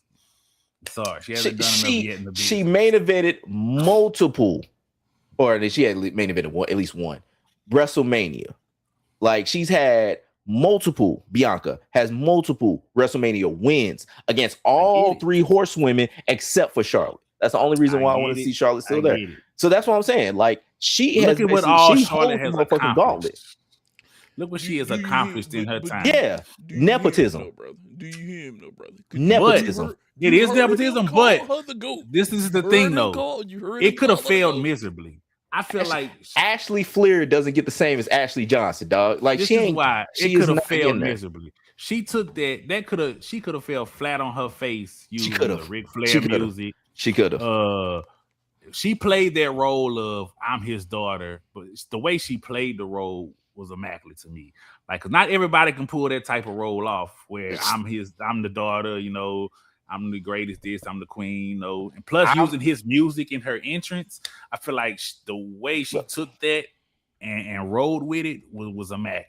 I'm not saying that basically she did nothing. All I'm saying is you're saying like how she got there, like how she basically put herself there. It ain't only because of what she's done in the ring. I think you can basically say like she's getting by with that name. Because if she was Charlotte until basically, granted, WWE said it's advantageous to put that flair on your name. Yeah, think about it. Nepotism don't always work. How many people had their kids and that flop? I ain't saying that it ain't. I ain't saying that it's complete. What he doing? Okay, I'm Ted DiBiase Jr. Same thing. But all I'm saying, I'm not saying that. All I'm saying is that it's not that she basically got up to the plate and swung and then got to second. She was there.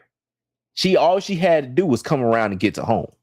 I'm not saying that she didn't have to run at all. All I'm saying is she had a little bit more of a leg up than other people. Like Bianca, she had basically, and I'm not saying anything about Bianca and saying that she had, nothing and she came from absolutely nothing. No, she was a great athlete that Mark Henry saw, and it basically said that, hey, you need to come in, and then she worked her ass off from there. My thing is that basically, yeah, Charlotte wasn't gonna come back as something like she basically had cachet. She had something. She basically used her father's influence to basically get into the company and work her ass off and become a champion, and was something that basically everybody wanted to see. And did early Charlotte, because I watched those. Early Charlotte sucked. She wasn't taking it seriously. She sucked ass. But she had to actually work on her character. She had to work on all those skills because she sucked. But they gonna always come back to basically say, hey, Charlotte Flair, you can basically come in and do what you want.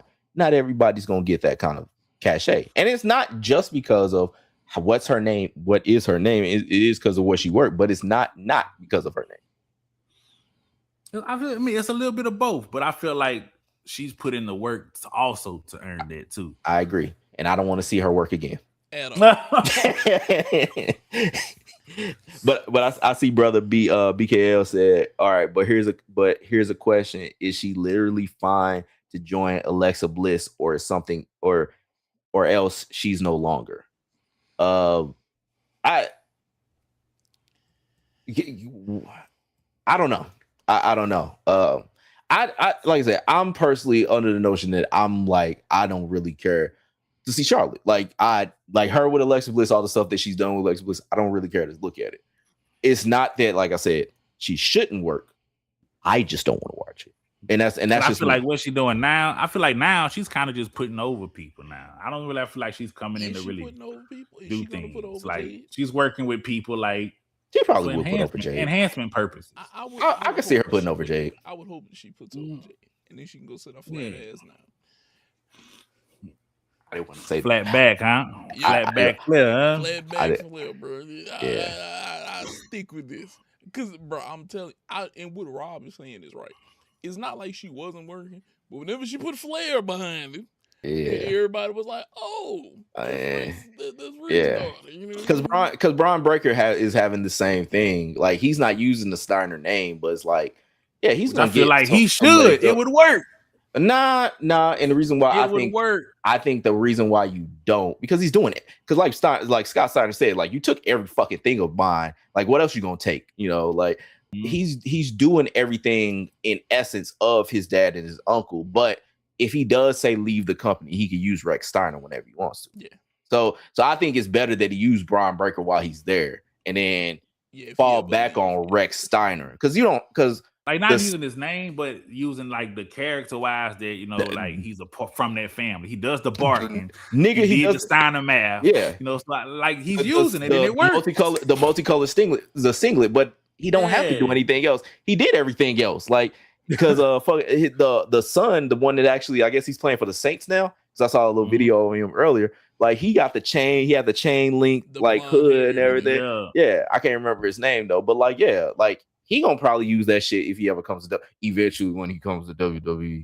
But I don't think you have to do the Steiner name because you could always have that when you leave the company. Like you use what they give you and do all the kind of essence shit, of the Steiners and everything like that. But like,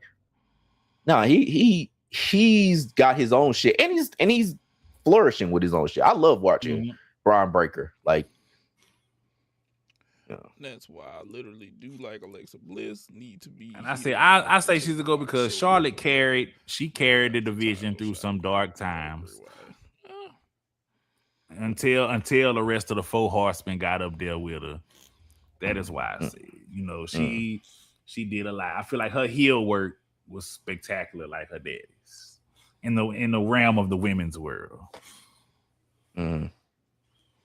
All right. So we getting off subject now. We getting off subject. I was about to say, I think we can move on to the next thing. Yeah, we just have The World Cup. But you want to jump straight? Just briefly talk about the World Cup. So this is what I'll say. We had like 90 minutes now. Yeah, I'm gonna say this. It was the most ridiculous crossroads that we saw last night with two people. Before we go, that shit looked ridiculous. And a roll up. Yeah, and then I don't have a problem with the roll up, but I do have a problem with this double crossroads. It's just look, it was one of those things. Too much dip on your chip. Look, I felt like he was trying to pull a Cena move, but Cena could actually physically hold two people up and perform a FU. He couldn't. I don't know. So it's somebody who will call me a Cody hater, and I don't give a fuck. But we can't move on to the World Cup. Can the men's U.S. team win it all? I think they can, bro. I think they can. And personally, I think it's because a lot of draws have been had. Like this World Cup, we've had like a lot of 1-0s or either teams getting blown out the water. The U.S. Men's Cup, they fell in. I feel like in a great place. And we could make a run. We could literally make a run. I'm just afraid of like France. Like I'm afraid of France. Yeah, France been busting ass. Argentina's still good. Yeah. Like, I mean, right now, like we don't basically play until Wednesday against Bosnia. Yeah, like I think we have a chance. Like I think there's enough chance, especially with how they played the first two games, even though people are basically kind of poking holes in who they played with Australia and was it Uruguay? Was it Uruguay or was it who was the first game? Paraguay. Yeah. And so like I think they do have a chance. Like I wouldn't count this US men's national team out. Granted, I'm just a little avid soccer watcher. I don't really watch this shit. We're talking about like once this shit ends, like I don't know when the fucking next time I watch soccer. Like I want us to win just because it's not our main sport. All these other countries talking shit because it's their main sport. And I'm pretty sure even though it's in the United States, it probably feels like an away game because we probably don't have the fans there like the other countries. They showing out. The American fans are showing the fuck out. We got Americans going to the game. Yeah. They like when they were showing the because they had the game in LA. Was it the game against Turkey that we lost like the very, very last minute. I mean, they had a lot of fucking people there. Like, nigga, I would say soccer is, to be completely honest, behind NFL, college football, and the NBA, the fourth highest sport, fourth most popular sport here. No, so you saying it's above baseball? Yes. Get out of here, Rob. Yes. So you saying more people are going to soccer over the MLB? Will fuck with soccer over football. I mean, over baseball. Yes. I don't think it's over hockey. It's over hockey. How packed them hockey stadiums be? Niggas don't care. Niggas don't care about domestic soccer, but they give a fuck about like the Premier Leagues and the La Ligas and all that shit. Like, nah, they fuck with that shit heavy. I think they fuck with a lot more nationally than baseball. Like, baseball is very much a regional sport. Baseball is like you fuck with it if like for me with the Cardinals, like I love baseball overall. Like I keep up with all the niggas overall, but like I also mainly keep up with just the Cardinals. But like niggas fuck with soccer like crazy. Yeah. Soccer's like anime. Like niggas fuck with every kind of variety of that shit. I had soccer damn near like 7th, 8th on the list in the United States. Okay, I do agree. We will see once U.S. men's team get to the like those group stages. Yeah, Messi was on point whenever he had that hat trick. It was crazy.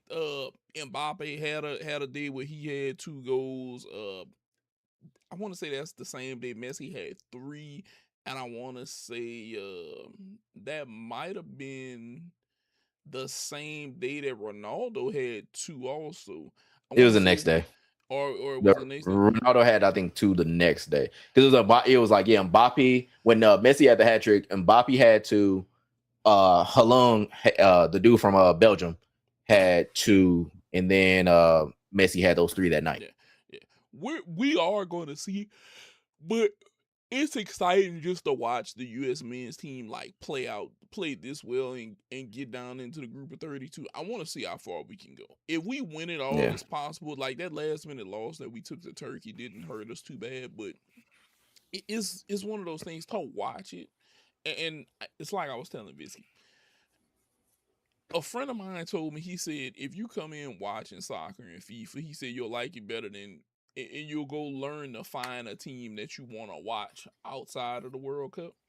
And I kind of agree with him, because as I've been watching this, like, because pretty much every day during the week I've been catching at least one game, sometimes 2. I usually catch 2:00 games, but it has been one of those things to watch them. It's like fast action chess in a way, because they're looking for their spot to make their move, and then once they make their move, it's all feet. Put this in the goal. Let's get this done, and it can come down to like the last second. But it's very exciting to watch, especially whenever you watch the exciting teams. Like if you watch France gets busy. Like France, Brazil, yeah, Brazil is gets another it. one. Yeah, they get down to it, and it's like, damn, it's like these dudes are playing downhill, and they're sprinting, and they're getting to it. I enjoy it though. I'll say that I think if you watch it, if you watch that, you'll do it. And like I said, I have been having fun. I really have been having fun watching the World Cup. Yeah, because that literally has helped. I tell you, it's been some boring days last week. If it wasn't for soccer, boy, it was like, man, soccer's helped me get through the day right now. Yeah. And sorry, Holland is from Norway, not Belgium. But yeah, dog, it's a lot of just like it's a good amount of patience, but you see kind of like everything work itself through, like when you are seeing them making their passes, making their entry passes to, how they playing defense, how they're setting up. Like, I don't know, the formations, I don't 100% like I can grasp a little bit of it, but like they're just trying to basically set up their shit to where you get your forwards going in, streaking in to get these nice little plays and the offsides and onsides and everything like that. Like, it's a lot of just structure. It's similar to hockey. Similar. Yeah. But hockey, it's a lot more action and hitting going on. Yeah. Hockey, it's like I don't really understand how hockey isn't as popular as what it is, because it's a lot of action, it's a lot of hits, it's fast, like it's hard to basically keep up with, in the sense of like if I was like to talk about it, but like to like, or if I was like a commentator, but shit, like like hockey, I don't know why I don't like hockey more, to be honest. Like hockey is a sport that's like, yeah, it's fast, they be hitting fights and shit like that, like it gives you everything you would want, but like it is like I just don't see it as more popular than like soccer. Niggas in my office talk about soccer. They've been talking about this World Cup. Like, I ain't never heard these niggas talk about baseball or anything else outside of like football or basketball. Yeah. So the only option is to go after is to face like a Ronaldo and Mbappe and probably Messi to the finals. Yeah, the finals is probably gonna go through one of them. Yeah, Canada does have a good team. Okay, so here's what I'll say about Canada. Right now, it is 0-0 right now, because they're playing South Africa. South Africa plays good enough defense that they might hold Canada down today. Yeah, so our route isn't that bad, because like we play Bosnia. Our next round is either going to be against Belgium or Senegal. Yep. And then like if we basically beat one of them, then we either play Spain, Austria, Croatia, or Portugal, which, whatever. But like we ain't really gonna hit anybody crazy until possibly France in the probably the semifinals. Yeah. So or the quarterfinals, I guess. I think we got a decent road that we can get down there. I think we can make a deep run. I really do. And today is a perfect example of a team that I believe Canada does have a good team. They're not the best, but I think that they could be hell on today. They literally might get hell on today by South Africa, which shout out to like the little countries like Cabo Verde, Cape Verde, Mhm. that like have put on for their country, Yeah. and it's crazy how like some of these small countries make this happen. Yep. They Ivory make this happen. Coast. Yeah, Yep. Ivory Coast. It is to see to see the smaller countries on like the big stage and like the backing from to Hmm. come out.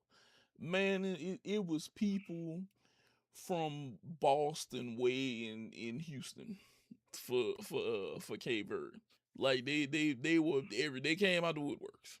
They were like, "Oh, we headed to Houston. We gonna Mhm. be there," and they're putting on. It's exciting to watch like these little countries, like people get out there and just the walks of life, and it's also exciting to watch people try American food because they just loving some of this. They're like, "Oh my god, I've never had this over here." They call it Raisin Canes. I was like, "Buzz, And you talk about them people loving the ranch dressing. They talk about packing ranch back to yes, the I was house. about to say, do y'all know that they are literally packing ranch? Your local store may not have some ranch by the time you get done.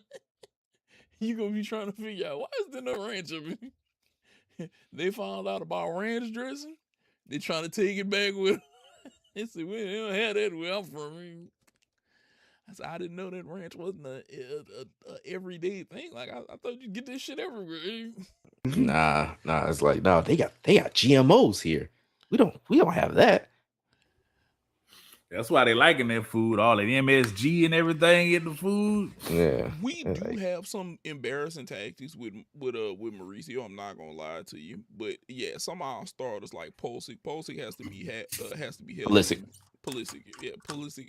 You know who says Pulisic?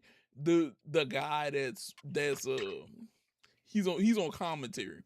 I forgot his name, but he says that, and I've heard him say that shit so much. Yeah, they man. like it's a few people that say his name. I've heard Pulisic is like more people say it, but like, yeah, it's a bunch of people say it like different ways. Yeah, but I think even though we kind of got some bad taste, I think that they look. Mauricio is like damn, what's his name from Dodgeball? What's his Oh, name? the wheelchair dude. Yeah, Oh fuck, Patches O'Houlihan? I think Patches O'Houlihan. Yeah. Mauricio is like Patches O'Houlihan, bro. He with this. If you can dodge a wrench, you can dodge a ball. That's what he working on. I think he's kind of flying like that in soccer. I'm gonna be honest with you. That's how I see him. And people in the soccer world are kind of looking at him like that. And I was like, Patches O'Houlihan. Like I can understand that, but I think that's where he's at in life. But we might make a good run. We damn sure might make a good run. Now, do we have anything else that we want to talk about? Nah. I feel like we didn't talk about the baseball thing, but you delete it. All right. We can push that for next time. Yeah, we'll push that for next time. But yeah, it's been exciting. Watch World Cup and everything else. I've surely enjoyed it. But we've hoped that y'all have enjoyed the show today. We had a very long show. We almost had 2 hours. Definitely. It was a banger though. It's a banger. Yeah. But remember, follow us. Blue Sky here, both of the channels. We always out there. We doing our thing. If you look up in the sky, you might see us. We got on early. We got on pretty early. We put on for everybody. NBA season, we're definitely going to be on the lookout for more trades. Definitely going to be, checking in on World Cup. What else? Oh, baseball. We'll probably play 162-0 next week. Yep. That way we'll have us lined up to go ahead and knock that out. We'll see if we can put together a lineup, go 162-0. I think that might be challenging. I mean, somebody in this show has already tried my hand at it, but I'm gonna try it. I'm a damn sure try it. I am gonna try to go 162-0. But yeah, that's it. Yep, Summer League coming up. Hell yeah. We definitely gonna be checking that out. Yeah, a couple weeks. Yeah. And speaking of Summer League, I don't know if y'all saw Caleb Wilson said he thinks he might win Rookie of the Year this year. He got a good chance. Hey, that Chicago, that Bulls team is gonna be nice. Yeah, I'll say this: if Josh Giddey does anything of picking up the amount of points that he scores, we're gonna be talking about him like we talked about Danny Avdia this year. Yeah. I Because mean, him he and don't. Avi are similar people. Well, Avi picked up the scoring. Giddy just hasn't picked up the scoring, but he has the rebounding and the passing and everything else to go with it. So Last time I'll check, Giddy don't pick up anything more than 16. yeah.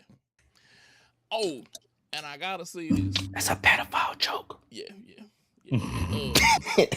I gotta say this real quick. I don't know if y'all saw that the Bills aren't gonna include O.J. Simpson in the new state. I saw that. Look, I just want to remind you this, Bills. He was a cut above the rest, and he cut through defenses like a knife. Okay, and they didn't prove anything. Okay, the judge didn't look. The judge didn't fit. He must have quit.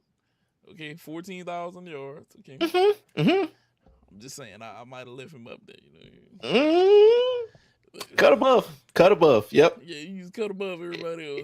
Cut above everybody else, not below everybody else. Cut above. Cut above. That's he really. Yep, sliced all the way through.